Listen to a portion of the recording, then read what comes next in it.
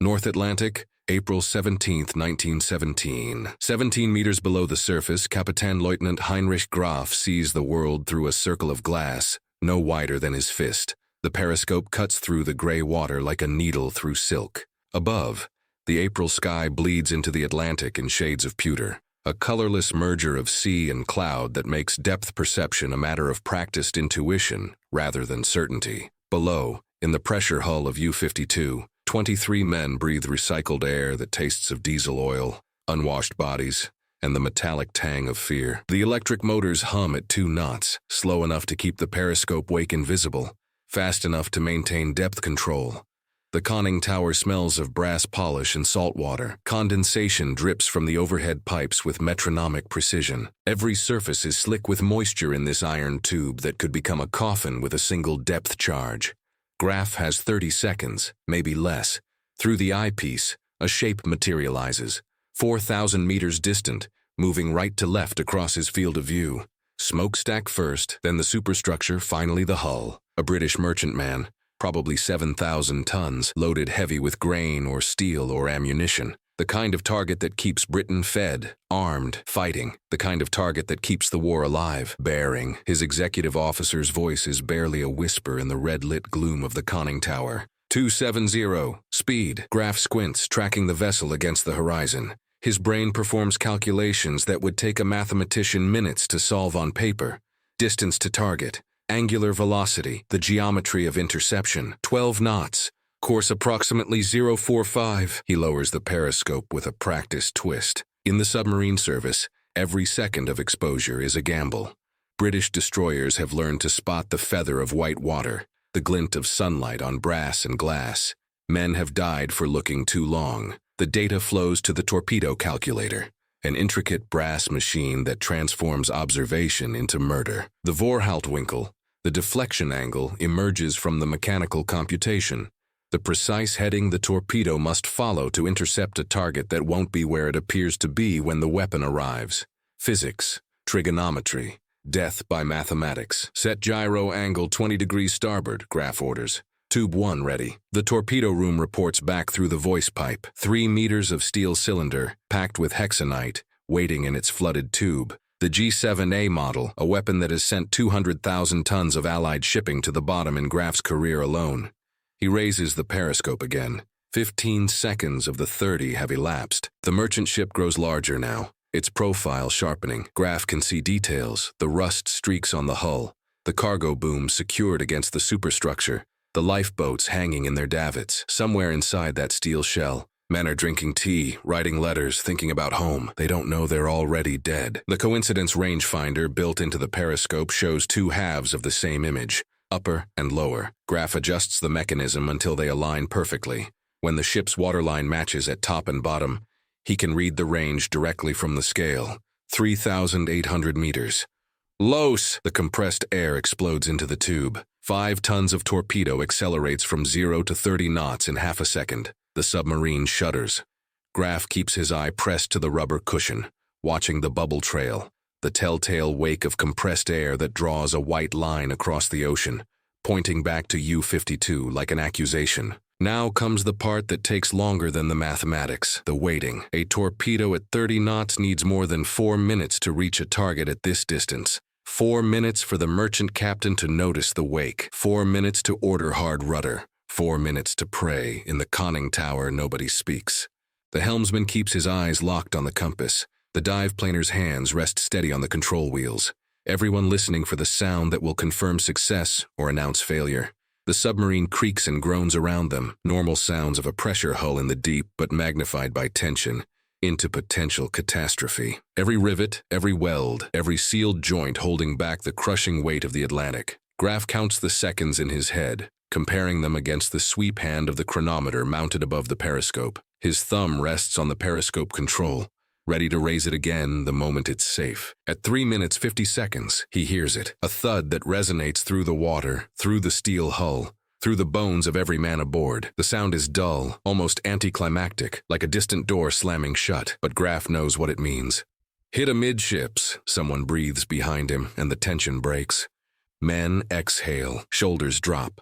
The radio man marks the time in the log, 14:32 hours. Graf allows himself the periscope one final time, cranking it up with both hands on the control column. The merchant ship is already listing to port, its back broken by the explosion beneath its keel. The torpedo's magnetic pistol detonated 10 feet below the waterline, the most lethal placement, snapping the spine of the vessel with hydrostatic shock. Men are spilling over the rails into the lifeboats. Some are jumping, black figures against the gray sea.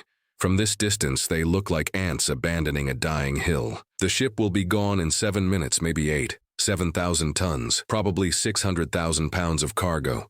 Steel ingots, timber, grain, ammunition, coal, whatever Britain needs to survive. 37 crew members, though Graf doesn't know that number, doesn't want to know it. Knowing makes it harder to sleep in the narrow bunk, harder to surface at night and breathe air that doesn't taste of death. In April 1917 alone, German U-boats will sink 210 British merchant ships using precisely this method. Not all of them will be Graf's. Dozens of submarines patrol these waters, each one a hunter with a periscope, each captain trained in the same deadly geometry. The mathematics are elegant, effective, nearly unstoppable. British civilians are on starvation rations.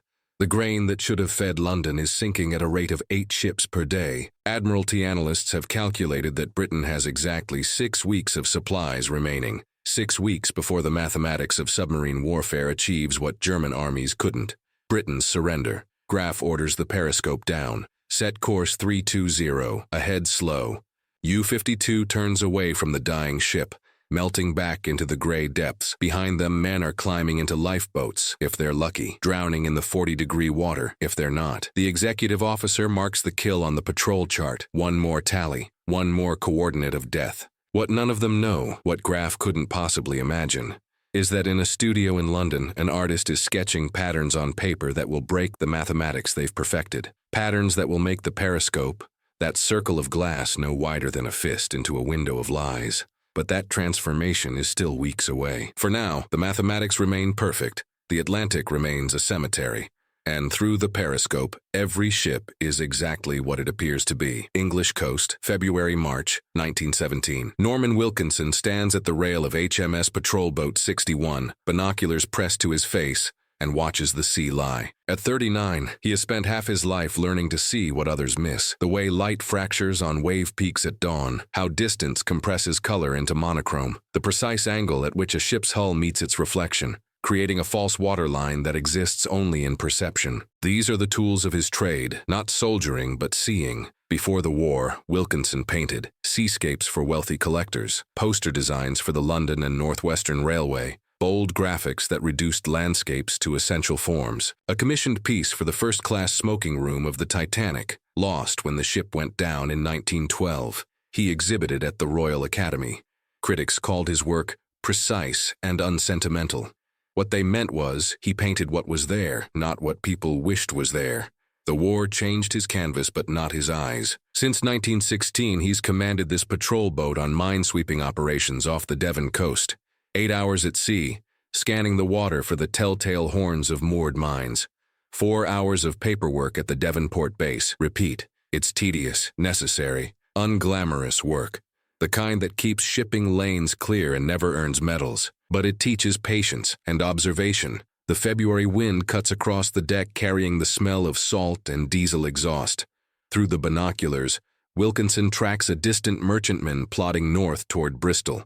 At this range, maybe 8 miles, the ship is a collection of vertical and horizontal lines. Masts, funnel, hull, superstructure. His artist's eye automatically deconstructs it into geometric components, cylinders, rectangles, the triangle of a forward cargo boom. Coffee, sir. His second in command, a fisherman from Cornwall in peacetime, extends a chipped enamel mug. Wilkinson accepts it without lowering the glasses. The coffee tastes of chicory and burned milk, but it's hot. That merchantman, what's her heading? Looks like 040, sir. Maybe 12 knots. Wilkinson nods. Through the lenses, the ship's aspect changes as it moves. Bow on becomes beam on becomes stern quarter. The transformation is predictable, mathematical. A submarine captain looking through a periscope performs the same analysis, calculating the geometry of interception. But what if the geometry was wrong? The thought arrives fully formed. like a figure emerging from fog, not gradually, not through logical steps, but complete. Wilkinson lowers the binoculars, blinking against the sudden wideness of the world. Sir? Nothing, just thinking, but it's not nothing. It's the seed of something enormous, something absurd. The weekend leave comes 3 weeks later in mid-March. Wilkinson takes the train from Devonport to his cottage in the countryside.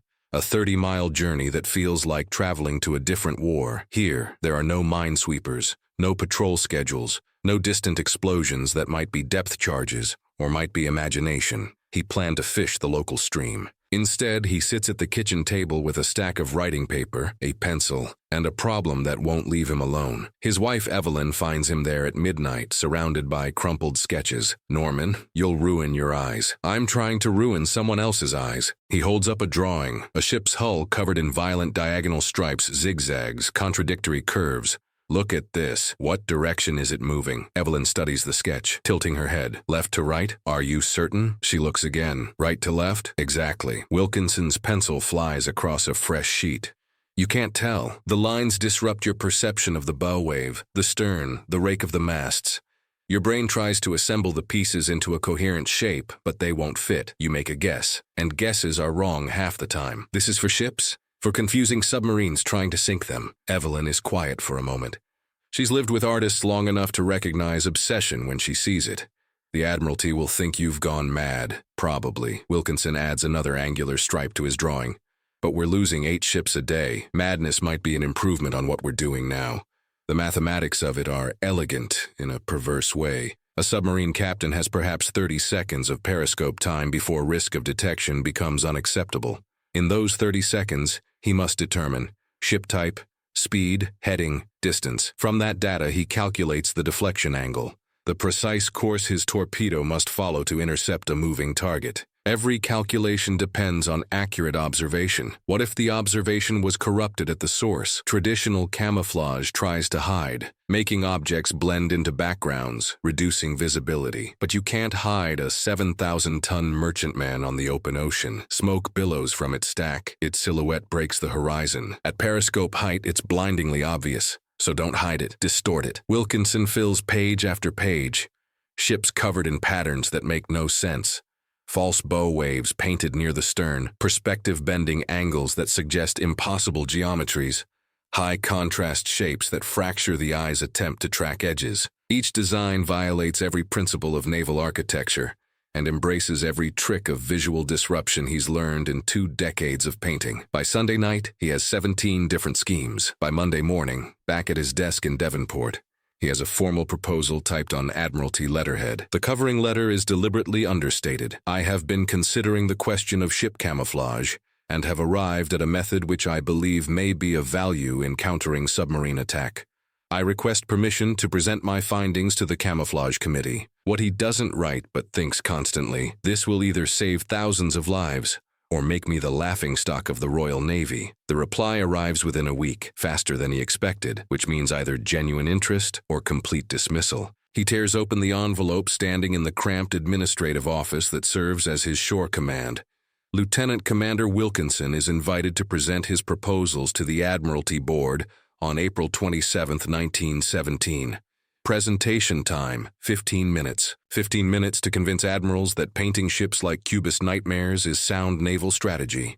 15 minutes to sell insanity as innovation. Wilkinson folds the letter carefully and slides it into his jacket pocket. Through the office window, he can see the harbor, gray ships on gray water beneath a gray sky. Everything in proper naval colors, dignified, traditional, sinking at a rate that will starve Britain into surrender before summer ends. He returns to his desk and begins building models, small ships carved from wood, painted in his disruptive patterns. He'll need visual proof. The admirals won't understand sketches, but put a model on a turntable. View it through a periscope under different lighting conditions, and maybe they'll see what he sees, or rather, they'll fail to see clearly, which is precisely the point. Outside, another patrol boat returns from minesweeping. Inside, Norman Wilkinson prepares to weaponize confusion. The mathematics of death are about to meet the geometry of illusion. London, April-October 1917. The conference room at the Admiralty building smells of old wood, pipe tobacco, and institutional skepticism. Norman Wilkinson stands at the end of a mahogany table that has seen 100 years of naval decisions. Seated along its length are 7 officers whose combined service spans 3 continents and 5 wars. Their uniforms carry enough gold braid to outfit a small yacht. Their expressions carry enough doubt to sink one. He has 14 minutes remaining. Gentlemen, if I may direct your attention to the model. Wilkinson gestures to the wooden ship on a turntable at the center of the table. It's painted in a pattern that looks like a modernist painting exploded. Diagonal black and white stripes clash with curved forms, creating visual chaos that seems to vibrate in the afternoon light. Admiral Sir John Jellicoe, First Sea Lord, leans forward slightly. Lieutenant Commander, this appears to be decorative. It appears to be many things, sir. That's precisely the intent. Wilkinson rotates the turntable slowly. Observe how the pattern changes with aspect. The false bow wave painted near the stern reinforces the misdirection. Captain Thomas Henderson speaks without looking up from his notes. You're proposing we paint our merchant fleet like carnival attractions.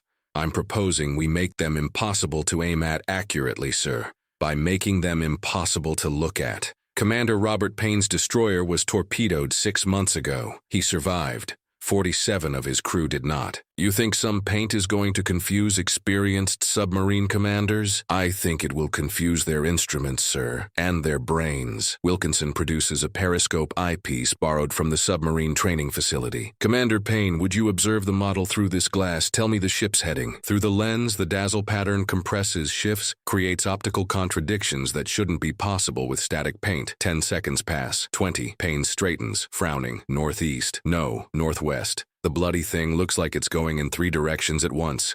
Because your eye is trying to reconcile conflicting information, your brain makes its best guess, but a guess is not a firing solution. For the next 5 minutes, the most senior officers of the Royal Navy take turns peering through a periscope at a wooden model no larger than a bread box. Henderson looks up from the eyepiece, shaking his head. I can't tell if the bow is pointing toward me or away. Exactly so, sir. A submarine captain has perhaps 30 seconds before he must fire or dive. Every second spent interpreting contradictory visual data corrupts his entire firing solution. Admiral Jellicoe has been silent, watching. Now he speaks and the room quiets. The losses are unsustainable. In April alone, we lost 210 merchant ships. At this rate, Britain will be unable to feed itself by August. He looks directly at Wilkinson. You understand what you're proposing requires painting thousands of ships. Millions of man-hours. I understand, sir. And if it fails, then we'll have lost nothing we weren't already losing, sir, but with slightly more colorful funerals. The silence that follows is profound. Then Admiral Jellicoe does something Wilkinson doesn't expect. He smiles, barely. You may test your theory on one vessel, Lieutenant Commander. If your dazzle painting shows any measurable effect, we'll discuss expansion. Royal Academy of Arts, basement, June 1917. The basement studio smells of turpentine, fresh paint, and ambition. Wilkinson has commandeered 3 interconnected rooms beneath the Royal Academy, rooms that once held sculpture students, now transformed into a laboratory for optical warfare. Long tables hold miniature ships at various stages of painting. A revolving turntable occupies the center, surrounded by lights that simulate dawn, noon, dusk, and moonlight, and periscopes, 3 of them, mounted at different heights and distances, brass tubes gleaming like instruments of scientific precision. His team numbers 23, artists, art students, naval volunteers, and 1 zoologist, Professor Peter Chalmers Mitchell, who argued for months that Wilkinson was wrong. He was overruled, but invited to contribute anyway. Now he stands at one of the periscopes, grudgingly admitting that disruption has its merits. Model 7 is ready for testing, calls out Mary Kelway, one of the art students recruited from the Slade School. She's 22, engaged to a lieutenant serving in France, and can paint a perfect chevron pattern faster than anyone else on the team. The model, representing a 4,000-ton coaster, is covered in curved white forms against black, with a false wake painted near the bow, and exaggerated perspective lines creating an illusion of severe list, even when perfectly level. The testing protocol has become ritualized. Model on turntable. Model. Lights adjusted to simulate North Atlantic afternoon. A naval observer looks through the periscope, while an assistant rotates the model at various speeds. The observer's task: identify heading, estimate speed, determine distance. Today's observer is Lieutenant Peter Scott, a submarine officer. He's sunk 4 ships himself. He knows what he's looking for. Heading, northwest, speed 8 to 10 knots. Scott pauses. No, wait. The bow is forward of where I thought, southwest and faster, maybe 12 knots. Your firing solution would miss by approximately 15 degrees, probably pass astern. He looks up. That's assuming I maintained my initial observation. If I corrected halfway through, I might hit, or miss even worse. Wilkinson makes notes in a leather logbook, and compared to a standard gray-painted hull, I'd have high confidence. This thing, I'd be guessing. And you can't sink ships by guessing. By October 1917, Wilkinson has tested 47 distinct dazzle schemes. 32 show marked effect on observer accuracy. 15 prove exceptional, confusing even the most experienced submarine officers. The SS Industry has been painted in Scheme 23 and sent to sea. Reports come back. 3 attempted attacks, 3 torpedo misses. It's not scientific proof, it's barely statistical significance, but it's enough. On October 10th, King George V visits the Dazzle studio. He looks through the periscope at Model 31, a tramp steamer painted in violent diagonals. After 30 seconds, he announces confidently, she's heading south by west. The model is actually heading north by east. Wilkinson receives the telegram 3 days later. All merchant vessels to receive dazzle camouflage by order of the Admiralty. Establish painting facilities at major ports. Priority immediate. He reads it twice, then walks to the window overlooking Piccadilly. Outside, London moves through its wartime afternoon. Omnibuses, pedestrians, soldiers on leave. Except that somewhere in this city, and in Liverpool, Glasgow, Bristol, and a dozen other ports, they'll need to find thousands of gallons of paint, hundreds of painters, and the willingness to transform the merchant navy into floating works of art. Jezebel has been invited to the ball. Now comes the truly impossible part, getting her ready in time. Liverpool, South Docks, November 1917. Edward Wadsworth stands at the edge of the dry dock and tries to remember what gray looks like. 6 in the morning. November fog rolls off the Mersey thick enough to taste. Salt, coal smoke, the sharp chemical bite of fresh paint. Below, scaffolding clings to the hull of the SS Kildonan like a mechanical parasite. 40 men swarm across platforms, wielding brushes that transform steel into geometry. Wadsworth is 28. Before the war, he was a vorticist, one of Wyndham Lewis's rebels dragging British art into the machine age. He painted abstractions, hard edges, violent intersections. Critics called it incomprehensible. Now the Royal Navy has made it policy. Mr. Wadsworth.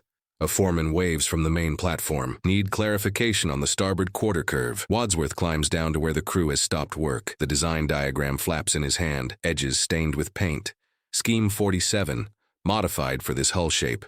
No 2 patterns identical, that's the rule. Every ship unique, preventing German submarine crews from learning to recognize ship classes. The curve starts here, sweeps aft at 15 degrees until it intersects the false waterline. Then reverse colors. White becomes black. The foreman squints, looks backward. That's the point. It should look wrong. Make the submarine commander question what he's seeing. 3 weeks in Liverpool, supervising the transformation of the docks into what one newspaper called an asylum for deranged geometry. The Admiralty assigned him after service in the Mediterranean, invalidated out, qualified for light duty, possessing the only skill the Dazzle program desperately needs, translating Wilkinson's designs from paper to steel at scale. The scale is staggering. 4,000 merchant ships, 400 naval vessels. Every major British port now has a Dazzle section, but Liverpool handles the largest volume, sometimes 5 ships simultaneously, each requiring unique patterns, each needing completion before the next convoy assembles. Paint alone requires industrial coordination. Dazzle needs 5 colors minimum: black, white, blue, green, occasionally pink. The Ministry of Supply diverted an entire Leeds factory to produce nothing but Dazzle colors. 7:15. The SS Grampian enters dry dock at 8. 72 hours to complete Scheme 62 before she's needed for the Atlantic crossing. 72 hours to cover 12,000 tons in patterns that look like Picasso had a nervous breakdown. Tea, sir? Annie Morrison holds out a chipped mug. Widow whose husband went down on a torpedoed trawler in 1916. 12-hour shifts, never complains. You're a saint, Mrs. Morrison. Saints don't work in dry docks. She nods toward the Kildonan. How much longer? Thursday evening if weather holds. If the Kildonan's pattern is aggressive. Diagonal black and white stripes meeting curved forms at impossible angles. False bow wave painted 30 feet aft of the actual bow. Graduated rectangles creating an illusion of list even when perfectly upright. Looking at it induces vertigo. which is exactly what it should do to submarine captains calculating deflection angles. By noon, the fog has burned off, scaffolding clatters, pneumatic hammers ring. Overhead, cranes swing cargo booms. Everywhere, the smell of paint. Wadsworth walks the south docks inspecting 4 ships simultaneously. His sketchbook fills with notes. Adjust 47's stern curve. Repaint 52's waterline, too subtle. Excellent work on 49. At Dry Dock 3, something makes him stop. The SS Majestic, 3/4 painted in scheme 58. Evening light catches the pattern at an unexpected angle, and suddenly the ship seems to be moving. Not actually moving, firmly in dry dock, but the pattern creates such powerful directional thrust that his eye reads motion where none exists. He pulls out his sketchbook, drawing rapidly. Vorticist training serving him now, reducing complex forms to essential lines, understanding how edges create force. This is what pre-war exhibitions tried to achieve. Pure optical energy in geometric form. Now it's a weapon. Mr. Wadsworth, Thomas Greaves approaches with a manifest. Admiralty courier delivered new specifications. 15 additional ships next month. They're asking about acceleration. Wadsworth closes the sketchbook. We're already working 6 days a week, 12 hours a day. Unless they issue self-applying paint, acceleration isn't possible. I'll tell them diplomatically. Tell them exactly what I said. But the schedule intensifies. By December, Liverpool paints 8 ships concurrently. Workforce expands to over 200. Professional painters, art students, merchant sailors, even conscientious objectors. Wadsworth trains them in teams, outline specialists, color blockers, detail artists. Each ship demands creative problem-solving. Designs that work on straight hulls fail on curved ones. Patterns must adjust for funnel placement, superstructure height, mast arrangement. Wadsworth reviews every modification. At night, he retreats to an office overlooking the docks. Using carved wood blocks, he paints miniature versions of completed vessels, some exact, others abstracted, pure black and white woodcut forms. Not official documentation, but a record of something unprecedented. Industrial camouflage at the intersection of military necessity and avant-garde aesthetics. January 1918. A letter from Norman Wilkinson. Mr. Wadsworth, the work at Liverpool exceeds all expectations. Your ability to maintain quality while increasing output has proven essential. The Admiralty approved expansion to 15 simultaneous vessels by March. I apologize for the impossible task. I know you'll accomplish it anyway. Outside his window, the docks glow under electric lights. Night shifts now. Daylight hours aren't enough. Men on scaffolding painting geometric nightmares onto steel, creating ships that look like they sailed from a Cubist exhibition into active war. The SS Kildonan departed 3 weeks ago. Somewhere in the North Atlantic now, her absurd camouflage either saving lives or doing nothing. No way to know which. Ships don't send reports. They either arrive or they don't. But statistics are shifting, slightly, not dramatically, not conclusively, but enough that the Admiralty keeps ordering more ships painted. Wadsworth closes the window against the cold. Tomorrow, the SS Harrington enters Dry Dock 1. Scheme 73. 3 false bow waves, interlocking triangles creating the illusion of multiple superimposed vessels. Somewhere on the Atlantic, German submarine commanders look through periscopes wondering why their mathematical precision keeps missing impossible-to-miss targets. Here in Liverpool, Edward Wadsworth gives them more reasons to wonder, one geometric nightmare at a time. North Atlantic, March 1918. Oberleutnant Sir Zay Klaus Hartmann has been staring through the periscope for 18 seconds when he realizes something is wrong with his eyes. The target is 3,000 meters distant, a merchantman, perhaps 8,000 tons, moving northeast at what should be an easy intercept angle. Hartmann has made this calculation 100 times. The mathematics are automatic now. Except this time, they refuse to resolve. Bearing, his executive officer's voice carries practiced patience. 295, speed 12 knots, no, faster, maybe 15. Course? That's where it falls apart.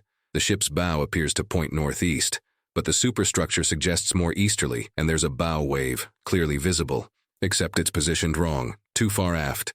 Impossible unless the ship is steaming backward. Hartmann has commanded U-157 for 8 months, sunk 19 ships. He knows what merchantmen look like through a periscope. This ship refuses to be read. Bearing drift is. I can't determine bearing drift. Through the rubber eyepiece, the target slides across his field of view. The pattern on its hull is violent. Black and white shapes intersecting at impossible angles. Diagonal stripes clash with curves. Rectangles stack at impossible perspectives. The whole thing vibrates with visual noise. Hartman lowers the periscope, counts to 10, raises it again. Closer now. 2,800 meters. He should have fired already. Set gyro angle 20 degrees port, tube 1 ready. But doubt gnaws. Is the bow where he thinks? The painted pattern suggests motion in 3 directions simultaneously. 23 seconds of periscope exposure, beyond safe limits. Loss! The torpedo launches. Through the periscope, Hartman watches the bubble trail draw its white line. The G7A runs true, 30 knots, no deviation.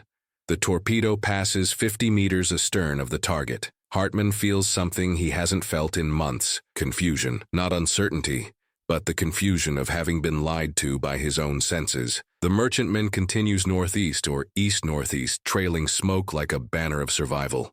Surface contacts bearing 015, destroyer screws. Dive to 80 meters, silent running. As U-157 sinks into safer darkness, Hartman tries to understand. The miss wasn't mechanical failure, the torpedo performed perfectly. The fire control solution was calculated correctly. The problem was the input data. The observation itself was corrupted. HMS Zealous convoy escort. Same day, Lieutenant Commander James Whitley watches the dazzle-painted merchantman through binoculars. She's still afloat, sir. Indeed. And judging by that torpedo wake passing astern, still somewhat confusing to our German friends. The SS Montcalm is 3 days out of Liverpool, painted in Scheme 81, violent black and white diagonals, false bow wave, exaggerated perspective lines. Looking at it makes Whitley's head hurt. Apparently, it has the same effect on U-boat commanders. That's the second miss this convoy has recorded. Yesterday, the Belfast Star reported a torpedo passing 30 meters ahead. Also dazzle-painted. Coincidence? Or possibly Mr. Wilkinson's mad paintings actually work. Whitley has been skeptical of dazzle from the beginning. 22 years in the Royal Navy, healthy suspicion of untested innovations. But the statistics are becoming difficult to ignore. Convoy losses are down, not dramatically. U-boats still sink ships with horrifying regularity, but the rate has shifted. April 1917, 210 merchant vessels lost. March 1918, tracking toward 140, still catastrophic, but trending in the right direction. And anecdotally, whispers between captains, the dazzle ships attract attacks but survive them more frequently. Make to Montcalm, well done on your new paint scheme. Might as well keep the Germans confused. U-157, 2 hours later, Hartman is not a man who dwells on failure. But this one bothers him. The war patrol has been successful. 4 ships sunk in 2 weeks, 1 damaged. His crew is efficient. His boat is reliable. But twice now, twice in 3 days, he has missed shots that should have been certain kills. Both times, targets painted in those bizarre geometric patterns. Periscope depth. At 17 meters, Hartman raises the attack periscope and sweeps the horizon. Empty ocean in 3 directions. Northeast. Smoke trails mark the departed convoy. He increases magnification. Even at 8,000 meters, the painted patterns are visible.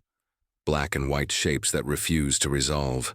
Herr Oberleutnant, the painted ships are affecting your observations. Noted. Perhaps we should adjust methodology. Longer observation periods, multiple bearings. Longer observations mean longer exposure, higher risk of detection, but Hartman is already thinking. The British have weaponized confusion, made the periscope, that critical window, into a source of misinformation. Rather brilliant. Also infuriating. We'll adapt. They've changed the variables, we change our calculations. What he doesn't say, this changes everything. The 30-second attack window that German U-boat doctrine relies upon. Quick observation, rapid calculation, immediate launch. That methodology assumes accurate visual data. If the data itself is unreliable, the entire system breaks down. Admiralty Intelligence Division, London, April 1918. The report on Captain Richard Harrison's desk. U-boat attack patterns, statistical analysis, January-March 1918. Attack frequency against dazzle vessels, slightly higher than conventional camouflage. The ships are more visible. Successful hits against dazzle vessels, notably lower. Perhaps 15% reduction, but consistent across multiple U-boat commanders, multiple Atlantic sectors. The difference between conventional camouflage and dazzle isn't invisibility, it's inaccuracy. Harrison makes a note, recommend expansion to all capital ships. A second, suggest Wilkinson receive formal commendation. A third, personal, War won by making enemies miss, not by making them blind. U-157, North Atlantic, May 1918. Hartman achieves his revenge on a gray morning 2 months later. The target is a dazzle-painted troop transport, valuable enough to justify patience. He takes 4 separate periscope observations over 40 minutes, plots the course with geometric precision, calculates the deflection angle 3 different ways, and averages the results. He fires a spread of 3 torpedoes, 20 seconds apart. 2 miss. 1 hits amidships. The transport lists, slows, but doesn't sink immediately. Hartman watches lifeboats deploy. Destroyers converge. The geometric patterns on the hull, those maddening shapes, slowly disappear beneath the Atlantic. Not a perfect kill, not the instant death his early war attacks achieved, but it's a kill nonetheless. The dazzle made him work harder, wait longer, spend more time exposed, made him fire 3 torpedoes instead of 1, made success uncertain rather than automatic. Hartman lowers the periscope. That's exactly what it was designed to do, not to prevent attack, to make attack more costly, less efficient, more prone to failure. The British have turned warfare into percentages. They can't stop the U-boats, but they can make every attack slightly less likely to succeed. Aggregate those percentages across thousands of ships, hundreds of U-boats, and the math shifts, slowly, incrementally, but definitively. As U-157 dives away from pursuing destroyers, Hartman finally understands, not camouflage, but doubt. The British have weaponized uncertainty, painted it onto their hulls, and made the periscope, that window of perfect information, into something that lies. Above, the troopship is sinking, but slowly, giving its crew time to abandon ship, time for rescuers to arrive. In the calculus of war, that might be enough. Liverpool docks, November 11th, 1918. The sirens begin at 11 o'clock precisely. Edward Wadsworth stands at the edge of Dry Dock 3, watching the SS Harlequin receive her final coat of dazzle camouflage, when the sound rolls across the city. Factory whistles, ship horns, church bells. The accumulated noise of a city that has spent 4 years waiting for this moment. The armistice. Around him, the paint crews stop mid-stroke. Brushes hover against steel. For 10 seconds, maybe 15, nobody moves. Then someone, Annie Morrison, Wadsworth thinks, begins to cry, quiet tears running down her face as she stands holding a bucket of black paint. "It's over," someone says. Wadsworth looks at the Harlequin, half-painted in Scheme 103, a particularly complex pattern he designed 3 weeks ago, diagonal stripes meeting curves at precise angles calculated to confuse periscope observations. Hours of work already invested. Another day needed to complete it. Work that, as of 11 o'clock this morning, has become obsolete. "Pack up the equipment," he tells his crew quietly. "We're done here." "But sir, the ship won't need confusing paint in a world without U-boats. Go home, celebrate, you've earned it." They disperse slowly. Some head for the pubs. Others wander toward the city center where crowds are forming. Wadsworth remains at the dock's edge, studying the Harlequin's half-finished pattern. For 18 months, this has been his war. Not trenches, not artillery. Geometric patterns painted onto steel hulls, making the invisible visible, the certain uncertain. Fighting submarines with optical illusions. Now it's over, and he feels empty. London Admiralty Building, March 1919. The report on Norman Wilkinson's desk is titled Effectiveness of Dazzle Camouflage Final Assessment. He's been avoiding reading it for a week. The war is over. Britain won, though at a cost that still defies comprehension. The Dazzle program painted over 4,000 merchant ships and 400 naval vessels, employed hundreds of artists and thousands of painters, consumed millions of gallons of paint, and the final statistical verdict is ambiguous. Wilkinson opens the report to the summary page. Analysis of U-boat attack success rates against dazzle-painted vessels shows a reduction in successful hits of approximately 10 to 15%. This reduction is statistically measurable but not conclusive given the numerous variables affecting convoy safety.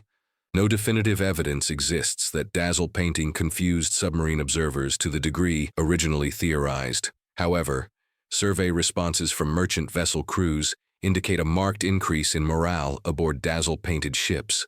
Crew members consistently reported feeling protected by the distinctive patterns. This psychological benefit may have contributed to improved crew performance during attacks. Recommendation: dazzle camouflage should be considered moderately effective, but is not recommended for peacetime operations due to high maintenance costs. Wilkinson reads it twice, then closes the folder.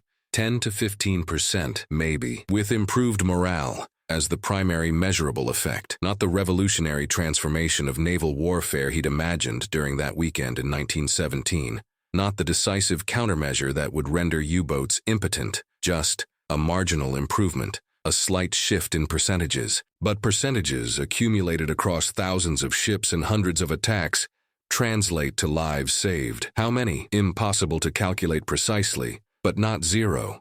He thinks about the telegram he received last week from a merchant captain.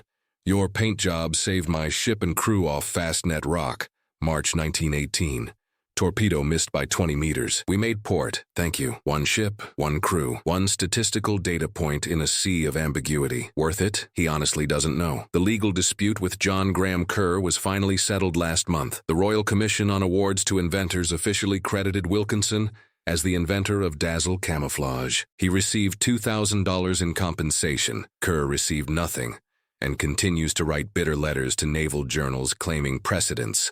Wilkinson doesn't care about the money or the credit. He cares about whether it worked. And the official answer is, probably, a little, maybe. Liverpool Docks, June 1919. The SS Kildonan enters dry dock painted in the Dazzle scheme that Wadsworth supervised 18 months ago.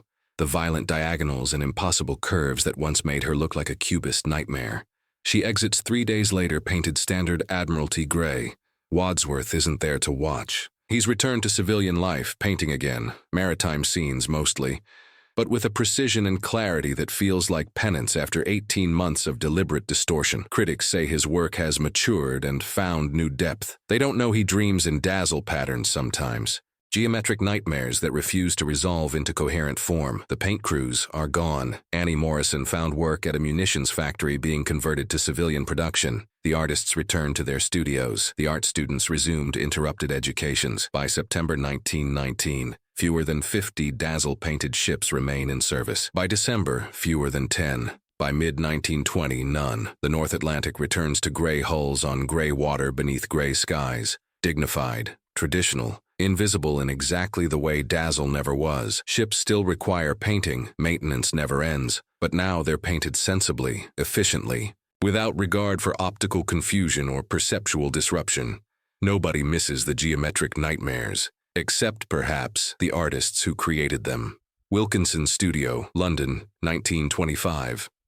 Norman Wilkinson, now 47, stands before a canvas depicting a quiet harbor at dawn. The painting is technically perfect, light on water rendered with the precision of 3 decades' practice. It will sell well. Some wealthy collector will hang it in a sitting room. Nobody will remember that this painter once designed camouflage patterns that confused German submarine commanders. The Dazzle years have become a footnote. Naval historians mention it briefly in studies of World War I maritime warfare. Art critics occasionally reference it as an amusing intersection of modernism and military necessity, but mostly, it's forgotten. Wilkinson doesn't talk about it much.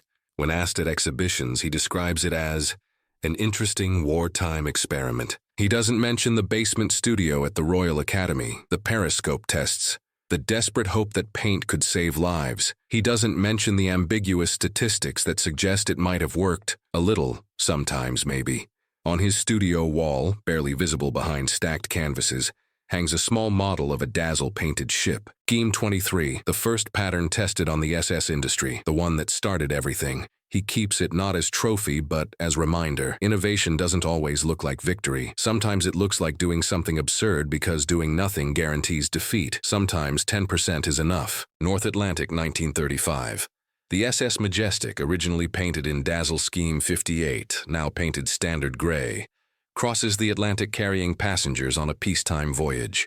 Nobody aboard remembers or cares that 17 years ago this hull wore patterns designed to confuse weapons that no longer threaten. In the engine room, a brass plate commemorates her service in World War I. 32 Atlantic crossings under wartime conditions. 3 torpedo attacks survived. No mention of how or why those torpedoes missed. On the bridge, the captain checks weather reports and shipping lanes. The concerns are purely civilian now. Schedules, comfort, profit. The mathematics of survival have been replaced by the mathematics of commerce. The dazzle is gone. The memory is fading. But somewhere, in an artist's studio, in a naval museum's storage room, in the mind of a retired U-boat commander who sometimes dreams of ships that refuse to be aimed at, something remains. Not victory, not vindication, just the quiet knowledge that when the mathematics of death seemed perfect, someone had the audacity to paint confusion onto steel and call it hope. And for a few thousand sailors who made it home, a few hundred ships that survived attacks they shouldn't have, a few dozen U-boat commanders who fired torpedoes that missed for reasons they couldn't quite explain, for them, it was enough. The ocean is gray again. The ships are gray again. But for 18 months, the Atlantic was a gallery of impossible geometry, where art became weapon and confusion became salvation. That, perhaps, is worth remembering, even if nobody does. If this story left you stunned, you're going to be absolutely blown away by what you're about to see next. Another forgotten hero. Another impossible situation. Another moment where one man's refusal to follow orders changed everything. Trust me, you don't want to miss this one.